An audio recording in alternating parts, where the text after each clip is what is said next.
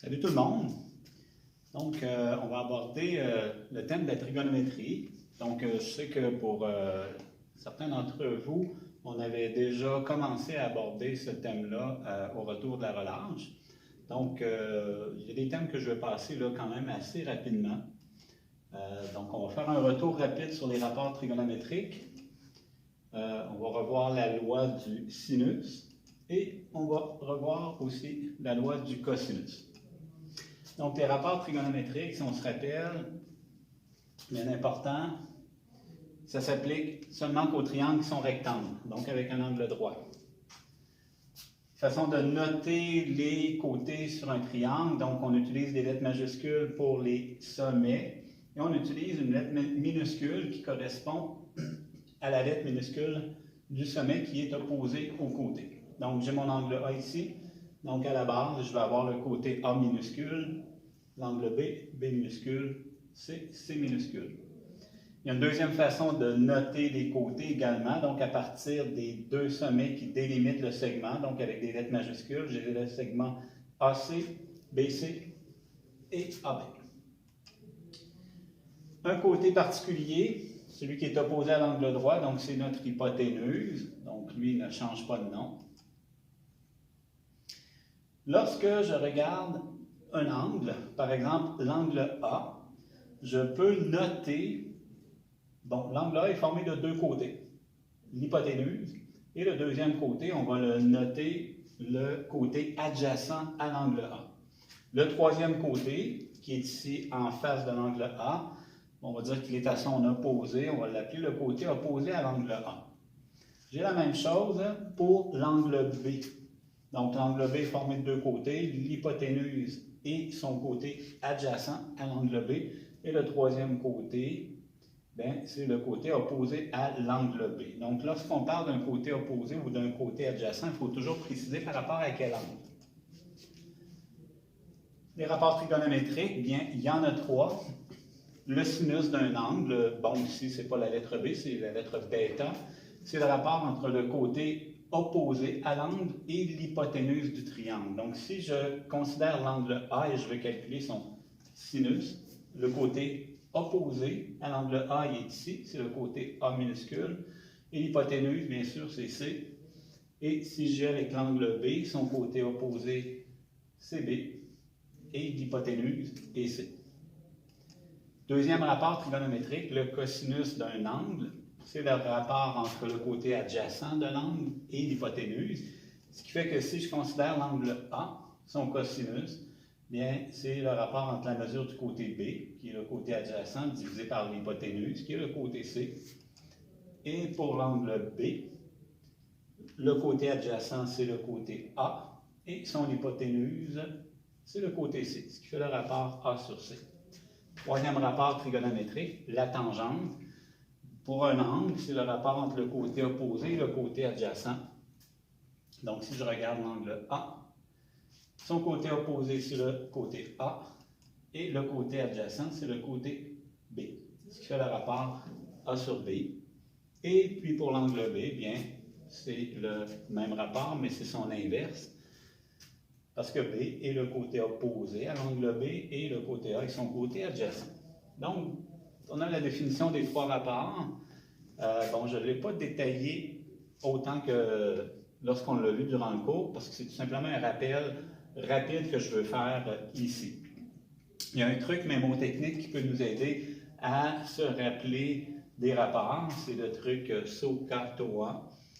Ici, on a les lettres SOH qui sont la première lettre du mot sinus, O pour opposé, H pour hypoténuse. Pour le rapport cosinus, on a C, A et H. Et pour la tangente, T, O et P. Donc, ça fait un petit truc rapide pour s'en rappeler, SOHCAHTOA. Beaucoup d'élèves retiennent leur rapport de cette façon. Donc, qu'est-ce qu'on peut faire avec les rapports trigonométriques? On peut déterminer la mesure d'un côté. Donc, ça me prend un triangle rectangle. Et je dois connaître, pour déterminer la mesure d'un côté, je dois connaître, en trigonométrie, c'est toujours trois mesures connues. Donc, j'ai déjà mon angle droit, ce qui fait 1. pour déterminer la mesure d'un côté, j'ai besoin de connaître la mesure d'un angle et la mesure d'un côté. C'est ce que j'ai ici. J'ai la mesure du côté B qui vaut 8 cm, l'angle B, et j'ai mon angle droit. Et je cherche ici la mesure du côté BC, donc le côté A. Alors, j'ai suffisamment d'informations pour le déterminer. Alors, comment on procède? Bien, l'étape 1, c'est d'identifier le côté connu et le côté cherché en fonction de l'angle connu. Donc, c'est qui?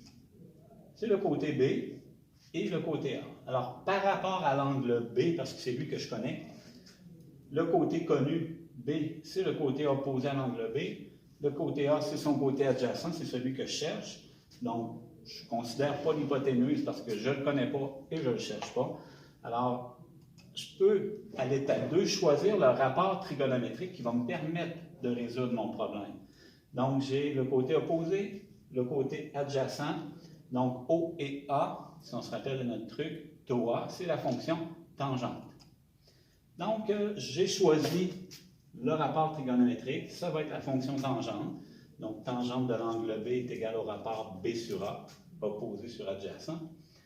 Donc, avec les valeurs, ça me fait tangente de l'angle de 34 degrés est égale à 8 divisé par A.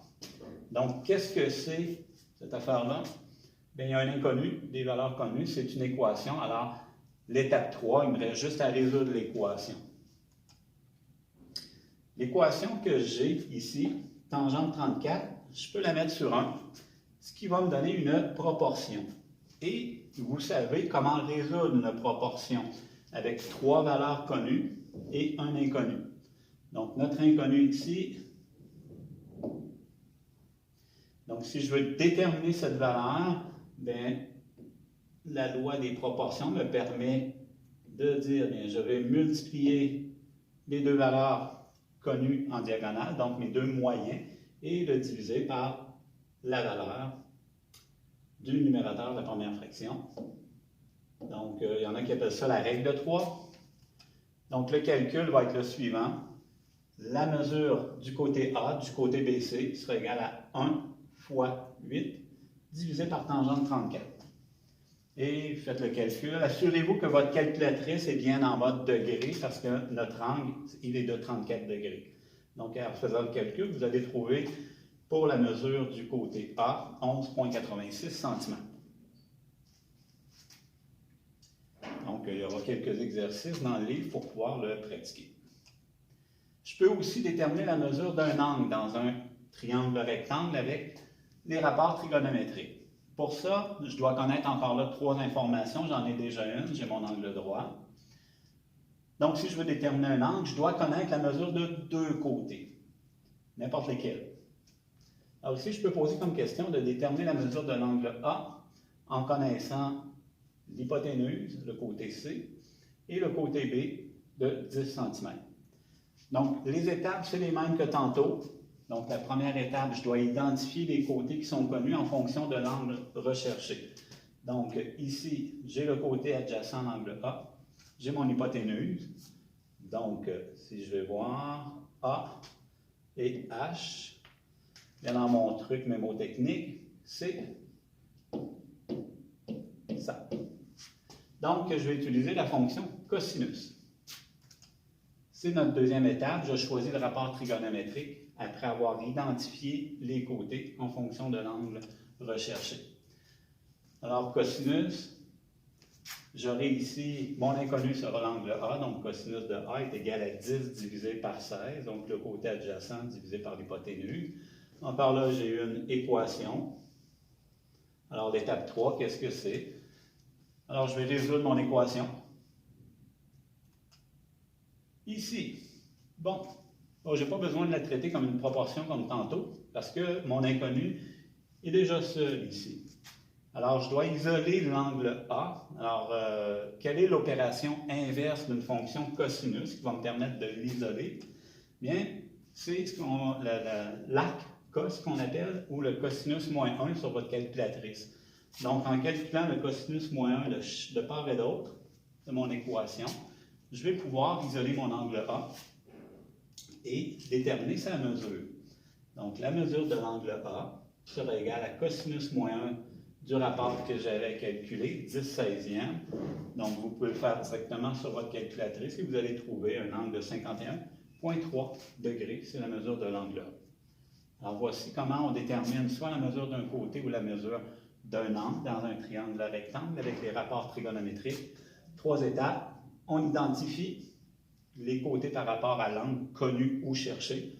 On choisit le bon rapport et on termine en résolvant l'équation.